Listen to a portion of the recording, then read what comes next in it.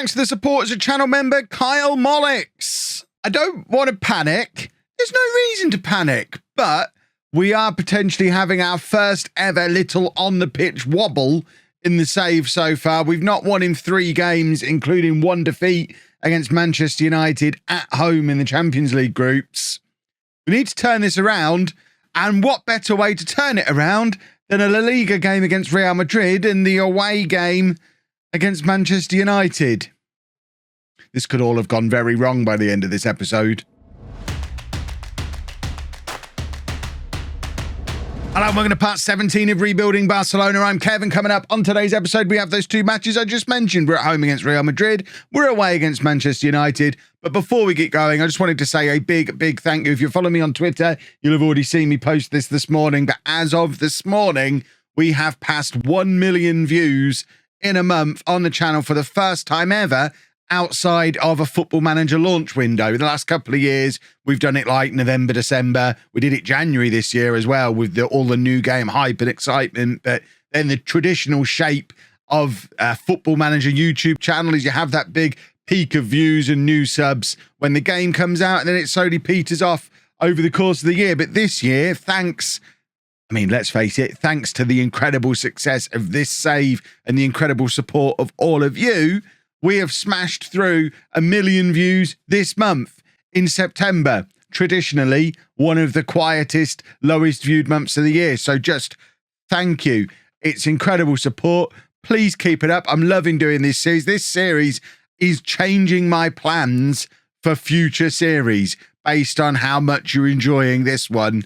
It is the feedback I'm listening. It is impacting what we're going to be doing on FM22. So please keep the support coming. Keep the thumbs ups coming, the views, all that kind of stuff. It has been awesome. Just thank you. But now, on a slightly less positive note, I did mention in the intro, we lost against Manchester United. And then we've come off the back of that and had draws in the league with Getafe and Granada. Not ideal. We are still top of La Liga. We are still unbeaten as well. But so are Real Madrid, who we play now. We're actually 8 points ahead of Real Madrid, 6 points clear of Atletico, but both us and Real have a game in hand over them. But it is pretty important that at the very least we don't lose against Real Madrid. And really, we need to turn this iffy form around, especially in time for the Champions League match, because if not, Lazio are very much breathing down our necks. We've already lost at home to Manchester United. If we go to Old Trafford and lose as well, whilst Lazio are beating Sporting, we go into the final 2 matches of our group in 3rd place, knowing that we need not only victories over Lazio and Sporting, but other results to go our way to get ourselves into the Champions League knockout rounds. The goal of the save is supposed to be to repay the debt whilst maintaining Barcelona's position off the pitch. I think ending up in the Europa League means part B of that objective not been done this year. So this game today, hugely important. But don't worry, we've got Joel Matip. We signed him on loan from Liverpool. We talked about it in the last episode. He has come in. He's not played. He's actually come in and got himself injured as well. So he's going to be out for a little while. But he's just in there as 4th choice cover at centre-back. Yes, it's a huge amount of money to spend on a covering centre-back. But you know what? We needed one. And with Barcelona, we're allowed to do crazy, stupid things. Plus, we kind of covered it by selling Dominic Livakovic to Chelsea for 54 million pounds. A player we brought in for 8 million pounds. He never actually, he played 7 league games for us. 8 million pounds, 7 games in 2 years, a year and a half. And we've sold him for 54 million pounds. And what's more, Ter Stegen is less grumpy than he was. He's still not fully ungrumpied, but he's down to just 1 negative. His 1 negative is that he doesn't like the fact... in fact, his 1 negative was that I'd mistreated him too many times, but now it just has no strong feelings of support for the manager. Can we offer him a new contract? No. Once that final negative is gone, we can offer Ter Stegen a new contract. And to be honest, the reason I was trying to push Ter Stegen out for the whole of the last 2 years was his salary. But if we actually look at his salary in comparison to some of our other players, now, yes, he's still one of the highest paid players, but we just brought Matip on for nearly that amount of money. We've got De Jong, Abraham, Sula, Fati, Porro, all in the 6-figure a week group now. and it's less of a priority to bin him off. We are still keeping that £200,000 a week limit that we've been imposing on ourselves until we're completely debt-free. But with the Livakovic money, the net debt's down to only 174 million. It got as low as 150 million before, obviously, payments started to come out again. So I'm less worried about moving him on. And with that amount of transfer budget, still thinking in terms of what could be a big marquee signing for us maybe to bring him in January or in the summer. And I am, as ever, keeping a very close eye on Messi, who is now 36 years old, turns 37 in the summer. Yes, he's earning a little bit too much money, but he's out of contract at the end of the season. We went in for him last January and he chose to extend at Paris Saint-Germain. We will be going in for him again this January. Now, we're still not going to pay him more than 200k a week, so he might still decide to go to PSG again, or we might just be able to convince him to come back home to end his career. We shall see. He might be the marquee signing that we bring in, but less of the transfers and the signing stuff, more of the sorting things out on the pitch. And this is the team that we're going to be putting out there to do that. I say less of the transfer stuff. One more thing. This is something that someone in the comments has mentioned, because a lot of you have been playing along. We've had over 4,000 downloads of the database now. And those of you who've been playing along have noticed there's an issue in the database with Eric Garcia. Nothing we can do about it now, but he still has the thing set from when he was at Manchester City and got moved over, where he's set hard-coded in the database to let his contract expire. So Eric Garcia is going to be leaving at the end of his contract. Now, I have the editor disabled as always. There's nothing I can do to fix that. But his contract has still got 3 years left to run. So it won't actually impact the 4-year spell that we're going to be at the club. It's not going to be ideal for the 5 years in the future because it will ultimately lead to Eric Garcia leaving.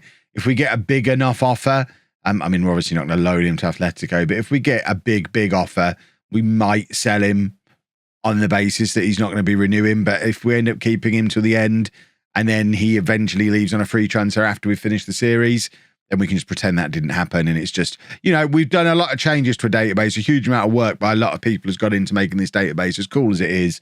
Lots of us are having fun playing on it. If we only made one mistake, then that's okay. So this is the team for Real Madrid. We're going with ter Stegen in goal, a back four of Grimaldo, Pepetti, Garcia and Dest. We've got Gundogan and De Jong in midfield, Depay, Isco and Pedri as our attacking midfield three behind Tammy Abraham. Memphis Depay, not completely fit, but he is having an incredible season. 13 from 13 in all competitions, 12 from 10 in the league. He's averaging an 8.0 in La Liga across 10 games, where he is La Liga's top scorer currently, all from that left-hand side as well. So Depay gets in if he's close to fit. Pedri also really having his breakout year, 7 goal contributions from 10 matches on a 7.44. They are our key players now. Ansu Fati would be part of that group as well, but unfortunately he's picked up a little bit of a knock and isn't having the same kind of incredible breakout season that Pedri is having anyway. But it does mean that there's been a space on the bench recently for Gavi, who's starting to get a few more games, 5 appearances in all competitions now. Not done anything spectacular yet, but he's around, he's getting game time. And also Yusuf Demir, who is playing a little bit more often, off the bench 9 times this season. Now, still not started a game, but in fact, it's 12 appearances off the bench in all competitions and has himself an assist and a goal. So we're starting to get a few more of the youngsters in as well. And part of me worries that that might be why we're starting to have a little bit of a wobble, because the balance might have tipped a little bit too far in this team from experience and current ability to potential. And it might be something that we need to look to address in January. If you look at our defence, Pepetti, Garcia, Dest, all under 23. We've got Pedri, who's still, might not be a teenager anymore, actually. But Pedri's very young. And then our bench is very, very young. Baldi, Gavi, Demir, all very, very young players. Even Torres is still only 23 years old. Pedro Porro, who we brought in the summer, 23 years old. We're doing good things to sort out the future of the club, but we might just have to prioritise bringing in someone with a little bit more experience in January. We've got money to spend. Messi would be perfect if we could bring him in, because obviously he's got all that experience, could come straight in as club legend, team leader, club captain kind of guy. But on the flip side of it, he does then get in the way of Demir and Gavi and these kind of players. Even Pedro Fati, someone's got to miss out if Messi comes back in on that right-hand side, for example, or even up front ahead of Tammy Abraham. He's going to be in the way of somebody. So we've got to be careful to balance that. I'm not entirely sure I know how I'm going to do it just yet. Halfway through this first half, though, still 0-0 between us and Real Madrid.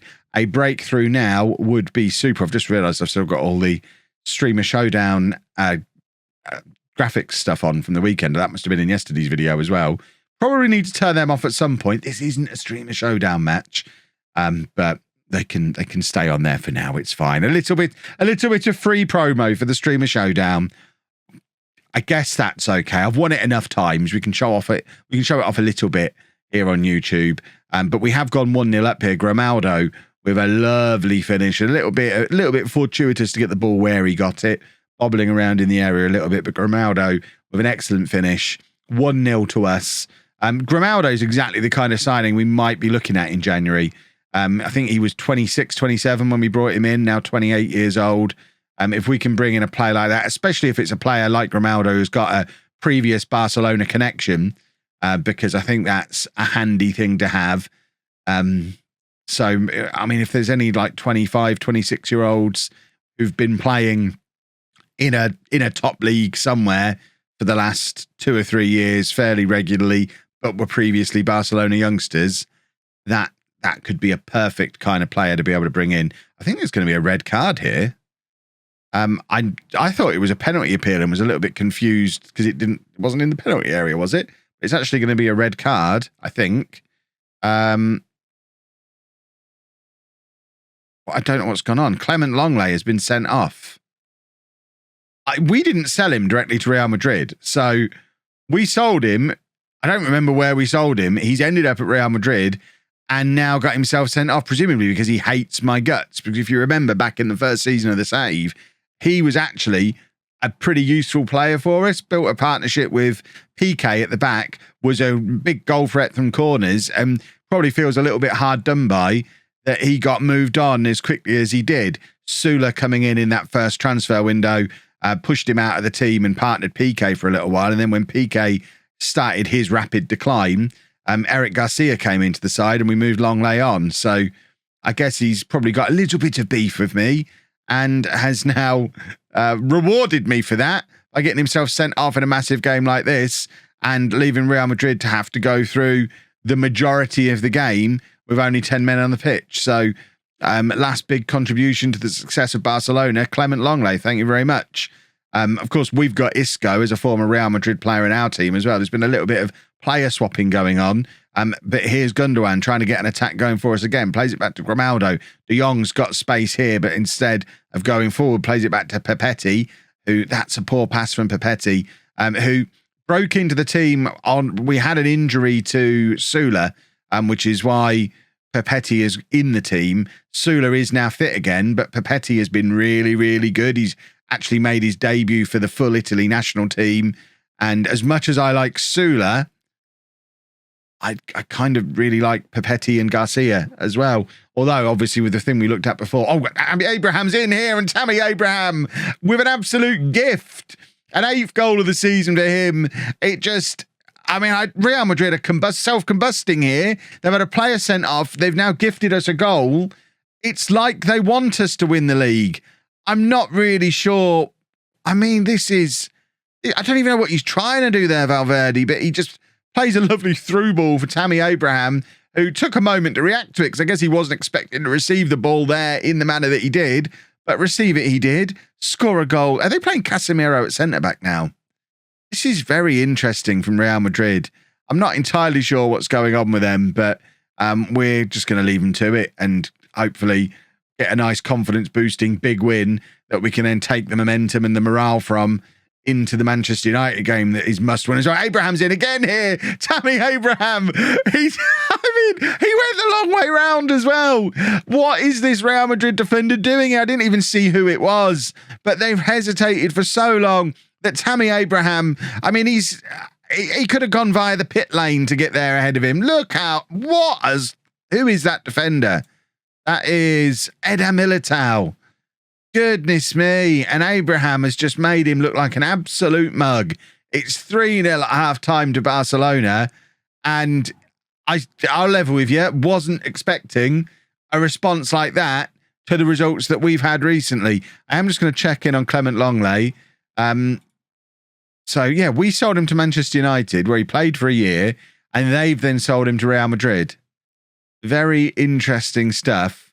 But they've gone, did I do a halftime team talk? We're suddenly 10 minutes into the second half. Isco's just scored an absolute screamer and then a cartwheel celebration against Real Madrid. That'll have gone down well. Oh, I'm on board with it. Good work, Isco. He's a Barcelona boy through and through. What a goal. And I think we've just got a note to say that Pedri has taken a knock. So I think we probably take Pedri off. Noticed Gabriel Barbosa has just come on, who, again, going back to what has gone on in previous seasons, I remember being really disappointed that we missed out on Gabriel Barbosa and we were in for him at the same time Real Madrid, where he agreed to sign for us and we couldn't get the money together to finalise the deal. So Real Madrid went back in and he went to them. How things have changed, because we could definitely afford him now. We've given away a penalty here and Grimaldo's picked up an injury as part of giving the penalty away. He's gone sliding in and hurt himself, but Ter Stegen saves the penalty. Oh, it just keeps getting better and better. We've got injuries we need to deal with. We've got Baldi on the bench who can come on for Grimaldo. I'm going to take off Pedri as well. Demir can come on for him. And actually, Memphis Depay not fully fit. It's very early to make a third change, but Gavi is going to come on the left-hand side. So with 33 minutes to go, we'll have made all of our substitutions, but you are going to get to see three of those young players that we were talking about before, Demir, Gavi and Baldi, all entering the fray. And this would be a nice moment for Gavi to grab a goal for us. And that's exactly what he's done. It's 5-0. We've now got the Gavi cartwheel. Barcelona 5, Real Madrid 0. What on earth has happened here? It's a lovely header across goal from Pepetti. I did mention I'm really enjoying Pepetti, and Pepetti and Garcia have been really, really good today as our centre-back partnership. Sula wants to be a little bit concerned about how he's going to get back in this team, because they're both playing very, very well. I mean, the ability to be able to rotate is not a bad thing. That's lovely work from Gavi, playing it out to Demir, who crosses for Isco, but he can't keep his header down. Tammy Abraham's lurking in there as well, looking for a hat-trick. He's got 2 goals and an assist today, Tammy Abraham.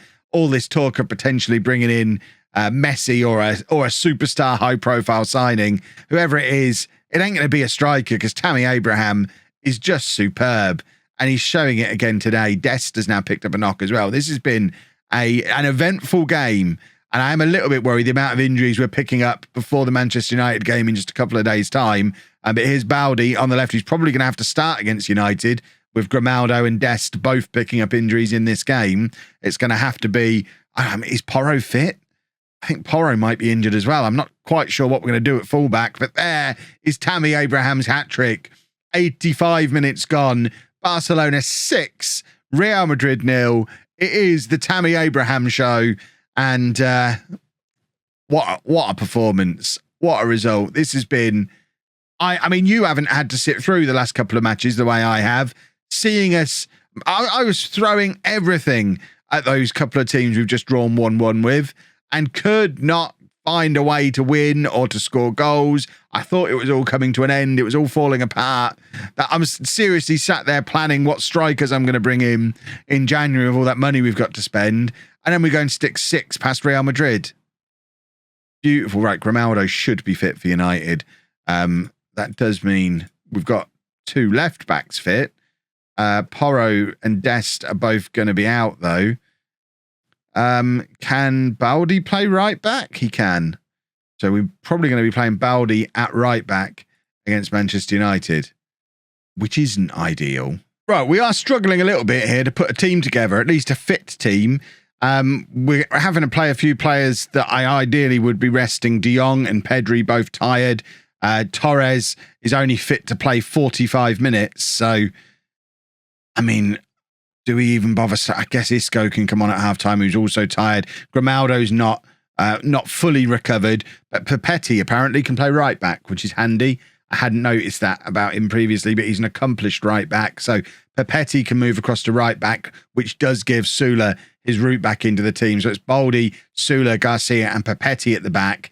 The midfield stays the same, De Jong and Gundogan, but then Torres coming in behind Abraham, and he'll have to swap for either Gavi or Demir or Isco at half-time. It's not ideal. We're away against Manchester United. They've already beaten us at our place, and we need to get something out of this game. I mean, realistically, we kind of need to come here and win, which is looking really, really unlikely based on what happened in the home game. But if Lazio are going to beat Sporting and they're already ahead in that game, we really don't want to go into the final two games in third place. So, I mean, a draw is better than a defeat for sure. But if we can find a way to win this match, that'd be super. And it does seem to be the English teams that are causing us a real problem in the Champions League. We've seen it in the last couple of semi-finals as they knock us out. And we might be getting knocked out by an English team even earlier this year. I mean, if we beat Lazio and beat Sporting in the final two games, having lost here, we'd end on 10 points, which means so Lazio play us and hopefully we'll lose to us. We'd then need Manchester United. So we need to win our final two games and Lazio need to lose to Manchester United, which isn't impossible. And then we'd be okay, I think. It might go to head between us and Lazio, or is it goal difference? I never know how it works in the Champions League. Either way, we need something out of this game because that is a gap that is growing, and this is a problem. We are going to need to do something. That was a handball, surely, from Memphis, I think, as well. So I guess he's getting a yellow card here. Not a red card. Who's handballed it? Is this a penalty check or a red card check? It's a penalty check. So maybe it isn't Memphis who's handled it. It looked like it was Memphis who'd handled it. The referee's going over to the little telly, though, and we might be about to get a penalty here. We're not. We're not getting a penalty. It's a handball just outside the area. Memphis takes the free kick before the little VAR thing's even left the screen, and just kicks it straight into the hands of David De Gea, which is, I mean, it's not ideal, is it? And now United coming at us again.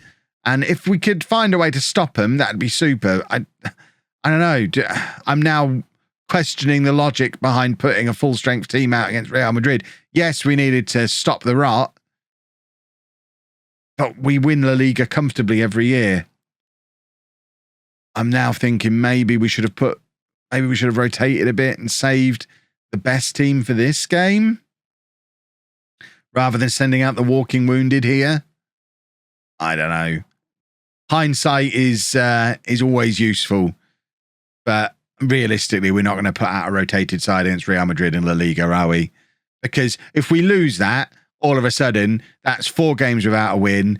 It's opening the door for an undefeated Real Madrid to start to come at us in the second half of the season, and we're realistically probably not going to win the Champions League this year. If we don't win the Champions League and don't win La Liga, we might not make it to the end of our 4 years at the club.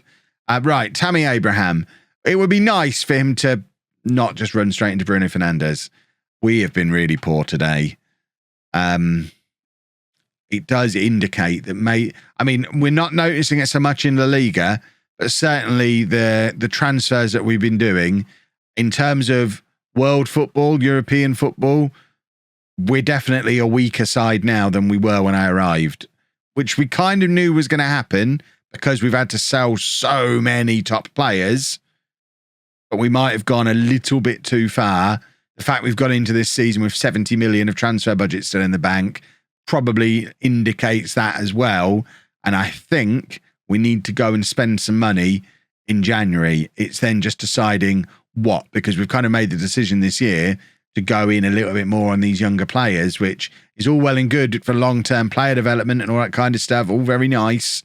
But we need players who are going to perform now. And we looked at them before. Gavi, Demir, they're not delivering performances now. Pedri is, but look at the route Pedri took to get there. Pedri has had irregular, sort of sporadic game time over a number of seasons before he's turned into a match winner. I don't think we've got the time necessarily to wait for both Gavi and Damir to develop at the same time. We might have to pick one and then go and replace the other one.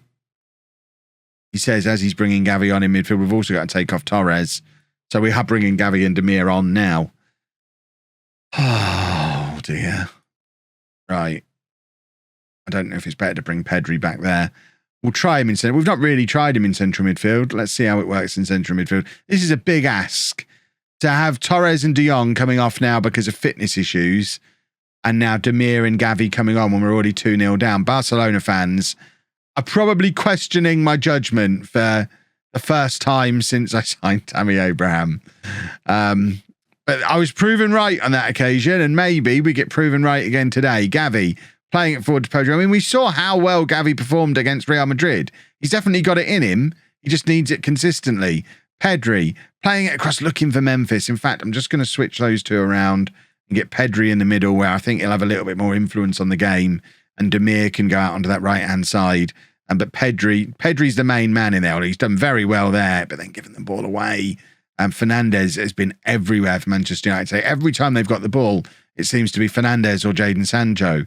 And it's them two again. Sancho with the cross, looking for Ronaldo, who is frustratingly good at doing that. How is he still playing? We're 2.5 years in the future and he's still going and still doing that. He's older than me, nearly. I mean, no, he's not. I think me and Ronaldo are actually the same age. I might be older, actually. I don't actually know how old he is. But either way, I'm not enjoying myself. Right, Pedri and Gundogan both could do with coming off. What have we got on the bench? Isco, Nico. It's going to be one of them who comes on. Pepetti, for a centre-back, has done really quite well here. Crosses to Memphis. That's lovely work from Pepetti. Is he a right-back? I don't think he's a right-back. We've got enough right-backs at the club, but he's done really well here. He's gone past one, and then, I mean, he gets a little bit of luck there. Bobbles nicely for him to give him the cross. But, I mean, he does well. Right, I think we take off Gundogan. No, we've got to take off Pedri. I don't want to break Pedri. I don't mind if I break Gundogan. He's here temporarily. If we end up breaking him by Christmas and sending him away again, that's fine. Right, Gundogan playing it to Gavi. And now back to Gundogan. Can we get the ball forward? Oh, that's a lovely pass from Gavi to Damir.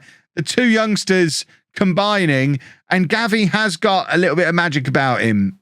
You saw it in the last game. You've seen it again there. We just need to harness it consistently. Corner aiming for Sula, doesn't find him. And look at Memphis is no slouch. But United just seem faster to everything. Sula now to Gundogan. Plays it over to Damir, who's in again here. And Damir has had chances. And this is what I'm saying. This is the frustration, because Damir has had a number of chances that have looked like that now. And we're just not getting anywhere with them. Right. I think we just need to... We're going to shuffle things around a little bit. And just... I don't know that it's going to make much of a difference, but we've got to give the impression that we're trying something. We can have him out there doing that. Probably want him a bit more attacking, and maybe tell him to stay out wide rather than trying to shoot. Maybe. Right. Let's see if this makes a difference. We're going to demand more. And hopefully the form Memphis has been in, getting him in up front, although he's absolutely shattered. And Isco's now having to play as the tough tackling midfielder. We knew we were light in midfield at the start of the season. We've not really addressed it. Perhaps we should have kept Hector Herrera for another year. It's Manchester United 4, Barcelona 1. This has been an episode of two halves, hasn't it? We are utterly dominant in Spain, but maybe the decline of La Liga in comparison to other leagues has been more pronounced than maybe we realised it was. How are the other Spanish teams getting on? Atletico struggling in their group. Real Madrid, we'll check in on them after the game as well. It might just be that Spanish football is having a bit of a decline and we can't really judge ourselves on La Liga, maybe. I'm not sure. 4-2 now, Tammy Abraham with his 11th for the season. We've not struggled to score against United across the two games. We have scored 4 goals. We've just been we've let them score too many. And I would suggest our back four is one of the strongest areas of our pitch in terms of players who are a little bit older, more experienced, closer to their prime. I suspect what's actually happening is we're just giving the game up in midfield where we know we're weak, and it's going to cost us time and time again this season. And I think we need to go out and buy a central midfielder. I'll tell you what we need. We need Kessie. But we didn't quite have the money to buy him. Kessie would be perfect. Maybe we look to bring him in January. Not Jesse off of Toy Story. No, still not Jesse. Where's the K on a keyboard? Kessie. I think this is the guy we need. I think he fixes the problem that we've seen in today's episode. He's going to cost a lot of money. That's the deal we had lined up before. We don't really want to do Never Never, though. So if we can... How much are we going to have to pay? Between 49 and 67 million. Let's offer 60 million then.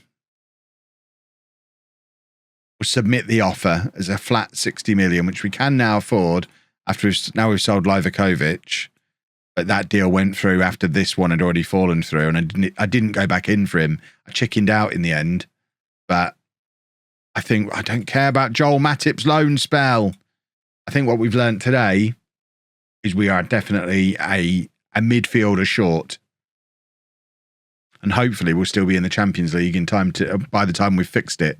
It's going to be a tough one. Normally, I'd go straight to January from here, but I think what we're actually going to need to do, assuming we've still got a chance to get into the knockout rounds, I think we'll probably come back for Sporting and that Athletic game, unless it all goes wrong against Lazio, in which case we'll come back for the Europa League tomorrow.